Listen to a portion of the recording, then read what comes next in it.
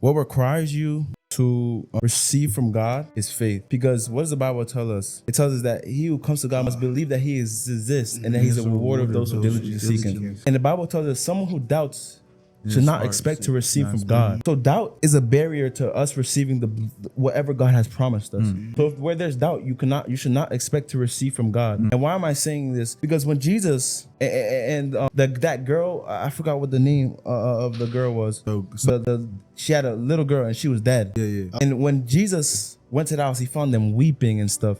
And Jesus says she's not dead, but she's sleeping. They started laughing. And they started laughing. How did they go from weep? That's a different story itself. When I read that passage, they were going from mourning To laugh. to I laughing. feel like those are demonic spirits.